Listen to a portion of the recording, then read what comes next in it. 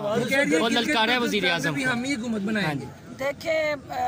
خواب دیکھنے پہ تو پابندی نہیں ہے، اور وہ بھی دن کے وقت وہ خواب دیکھ رہی ہیں تو اس پہ تو کوئی پابندی نہیں ہے۔ تو وہ اپنے والد محترم کو لائیں، پہلے پاکستان لائیں، عوام ان کے منتظر ہیں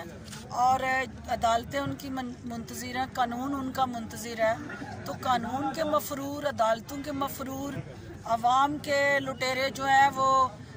گلگت بلتستان کی طرف رخ کر لیا، کیونکہ اس کا مطلب ہے کہ اب انہیں پنجاب اور پاکستان سے کوئی امید نہیں رہی۔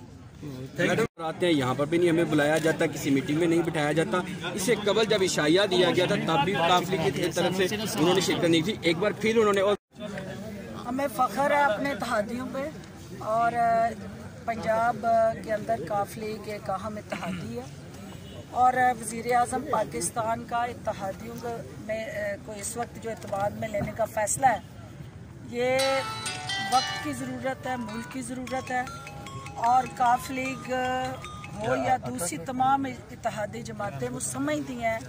کہ اس وقت پاکستان کو اتحاد اور یکجہتی کی ضرورت ہے، اور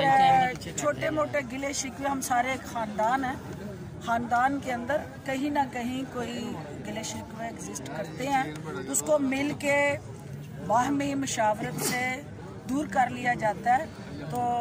کوئی ایسا ایشو نہیں ہے۔ اور میرا نہیں خیال کہ طارق بشیر چیمہ صاحب کہتے ہیں، دیکھیں طارق بشیر چیمہ صاحب میرے بھائی ہیں، اور جو ہماری اگر ان سے توقعات ہیں تو ان کی بھی ہم سے توقعات ہیں، اور یہ جو ہمارا آپس میں ساتھ ہے،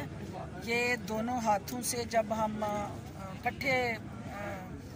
کولیبریشن کریں گے پھر ہماری طاقت بڑھے گی۔ اگر کہیں ان کے ساتھ ان کو نظر انداز کیا گیا یا کسی جگہ پہ ان کی دل آزاری ہوئی ہے تو ہم ان کو منا لیں گے، کیونکہ ہم انہیں روٹنے نہیں دیں گے۔